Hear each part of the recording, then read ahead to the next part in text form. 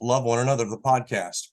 When I first started coming to this venue and started talking about the issues like hypocrisy of church and things of that nature, I invite everyone, if they have a moment or time, to watch a movie that I just had the pleasure of watching, and it was very entertaining, a very good movie. It was called The Exorcism of the Pope's Exorcist. Yeah, something like Exorcism. What was the name of it? The Pope's Exorcist. Yeah, The Pope's Exorcist. That was the name of it. And it uncovered some things in there because I did a little bit of research on the movie itself. And these are actual papers that were written by the chief exorciser, exorcist of the Pope. And this happened back in 1987. That's when the movie takes place. And it's not just your typical thing. This is a spoiler alert for people out there. So you might, if you haven't seen the movie, I invite you to watch it first. So again, spoiler alert for the Pope's Exorcist. A child becomes possessed within the household. And it's not because of the child or anything like that. No, the child did have a traumatic experience where his father was decapitated right in front of him in a car accident, which obviously, from what I understand from the movie, is a gateway to Satan, because it opens up with all the emotional feelings that they have, the loss and the yearn to have the father back and things of that nature. It makes them where they are vulnerable to Satan.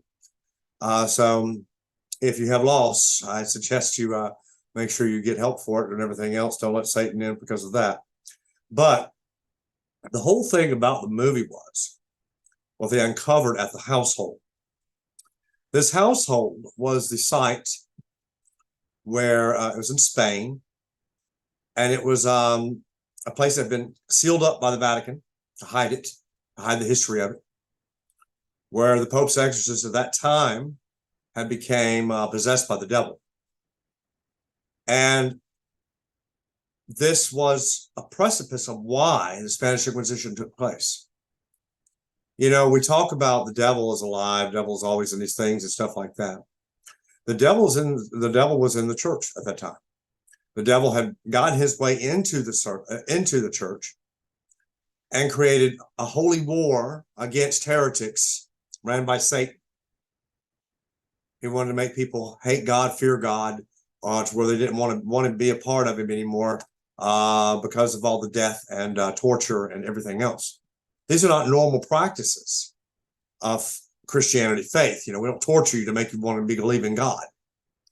But they did. They had 200 souls that were there. They tortured, beheaded, and basically murdered.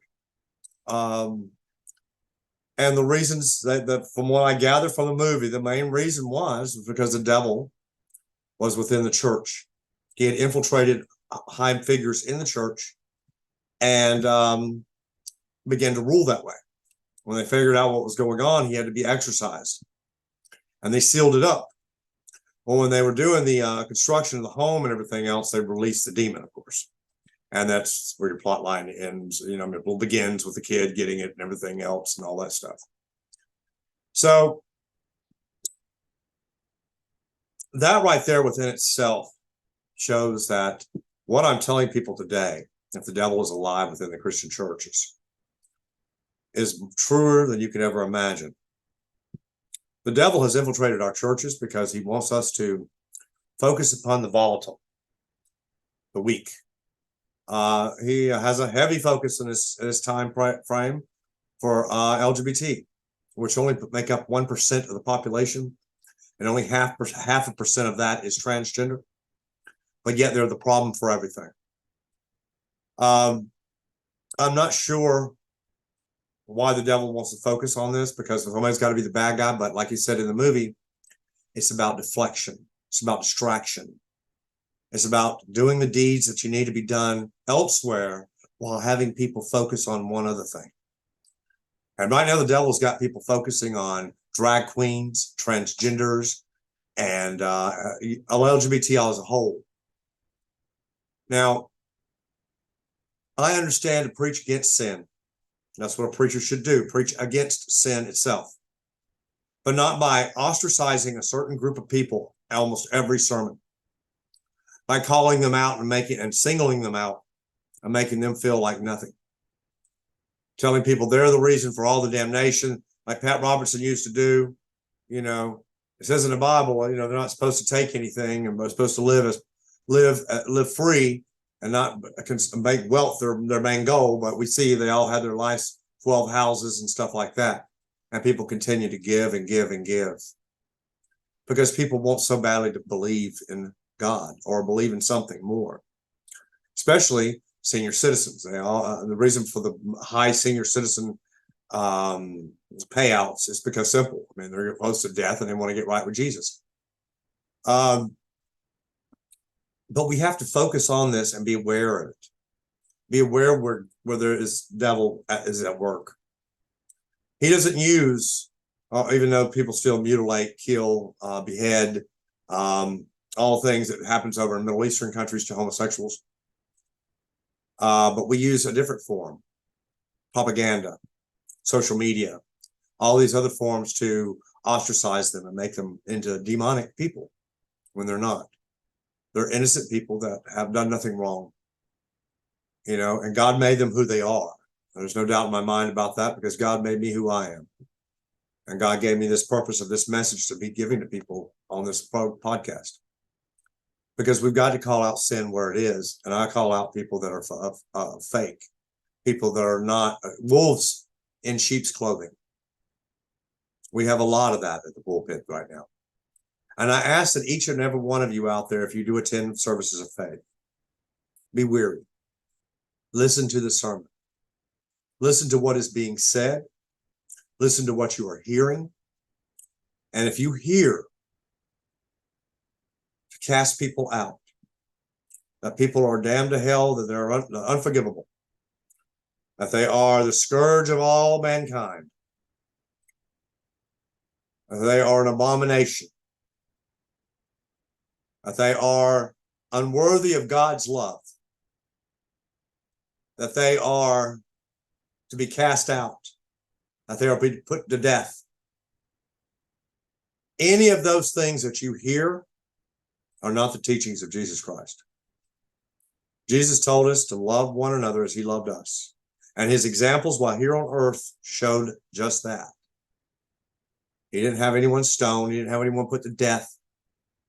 He loved unconditionally and took up for each of them fellow men and women. Not once did he say, cast this person out because they're gay or trans. He said a lot of wonderful things in the Bible that people continue to ignore. And you have to ask yourself, why do they wish to ignore those things? When they preach about damnation and hate and all the bad things about the sin, are they also closing with they can be saved?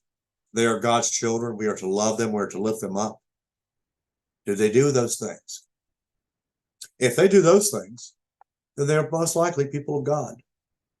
But if they say that they, as I said before, the first examples I gave you, with no love at all towards them, you need to run from that church. The devil is alive. The devil is preaching you hate. The devil is bringing forth hatred towards you. He's the biggest liar in the world. He puts all these lies out there and deceives you and plagues upon what your beliefs are. That, you know, that we're pedophiles, that we attack children, that we're there to harm children, that we're there to recruit children, that we're turning people gay. None of those things are true. Now, you have bad people out in the world, just like you do heterosexuals. A lot more heterosexuals than you do homosexuals. But you need to listen to the messages that are being taught. You need to listen to what is being read to you. Because just like the Spanish Inquisition and how long that took place and how many deaths occurred as a result of it, because Satan's lead in the church. Their goal is to make sure that never took place again. The devil is alive, folks. And the devil is a lie. He will deceive you. He will come in sheep's clothing, be pastor of your church, a deacon, a school teacher, a principal, a governor. a president. It can be any of those things to lead you away. You have to be steadfast. You have to be strong. And you will lose friends along the way because you have turned your backs upon that group of hate. I urge you to help them as much as you possibly can, but until they actually can see it for themselves and truly believe it, even though today, when all the facts are stacked against one person right now, one of the most evil and worst presidents we've ever had in this nation, people still flock to him. People still believe his lies, that this is all a crusade against him. People believe that all the evidence is all made up. That's the devil. The devil is at work with Donald Trump. No doubt in my mind about that, folks.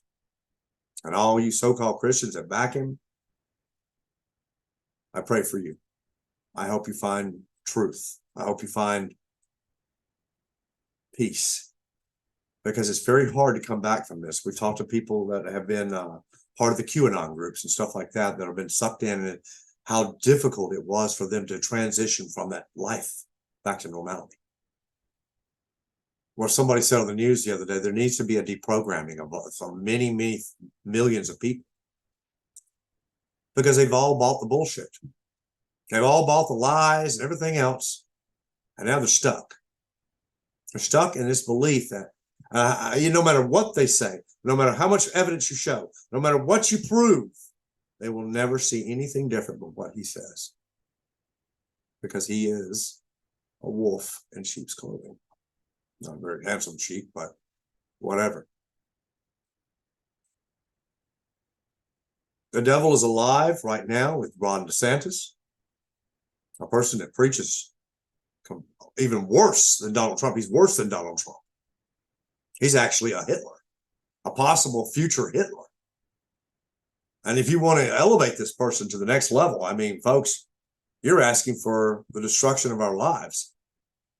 You're going to open your hearts to somebody that is going to mutilate, kill, ostracize, demonize, and probably end up putting to death many people over his message of hate. I believe that with all my heart. We have dangerous times that we face right now. No doubt about that. I watched an interview with Rosie O'Donnell recently, and we was talking about, Joe Biden running the country again. And I feel the same way she does. Yes, Donald, I am thankful to Joe Biden for saving us. I am thankful to Joe Biden for what he has had to endure. This man has had more on him than any other first-term president in our known history. And our known, people living today, our known history. And people still want to mock him. Oh, he fell down. Ha ha, he's so old. Is that the nation that we have become? Callous towards someone that is getting feeble, but still putting forth the effort every day to try to be productive? Is that what we have become? A nation of people like that? It's not funny when a man falls and hurts himself. Joe Biden, I thank you for all you've done for this country. I don't believe that you need to run again. I believe that you think that you're able to do so, but I don't believe it's the winning path. And I honestly don't believe it's within you. You may feel it is, but sir, look in the mirror. Look at the toll this has taken upon you personally. Attack your son because you're president. A man that's never had any kind of charges against him ever, except for tax fraud. Never hurt anyone, never had a felony against him in his whole life. But they want to attack him and ridicule him, and they want him to pay when he's already paid back all the back taxes he owed. They want him to serve time because he had a gun while he was under the influence of cocaine. We've all made stupid mistakes in our lives. And now they want to ridicule him because, he was younger, he did some stupid stuff. When he hasn't never done no wrong to him. He's never harmed anyone, that they want to focus on him. But yet their champion, Donald Trump, can now get another 3 indictments towards him for, what was it? Obstruction of justice, for trying to erase the video surveillance of Mar-a-Lago, giving the orders to do so. Who is that fourth employee? We all wonder. You need to wake up, America. You truly need to wake up and ask yourself a few questions.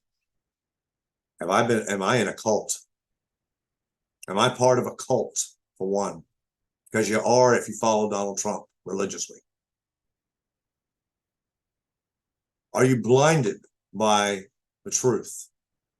Have you let yourself become so enthralled by what he says and take it at face value instead of doing any research on your own to find out the truth? Not on right wing, not on truth.com, but on real text of facts. Are you willing just to accept what he says with face value no matter what?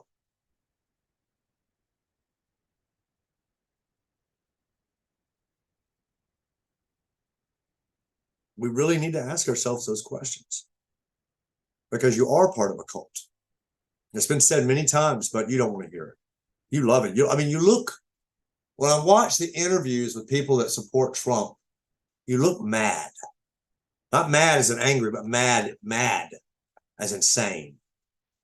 I've heard rumors where they believe this is all a stage, this is all a play, it's all a movie that's playing out, that the real Joe Biden is dead.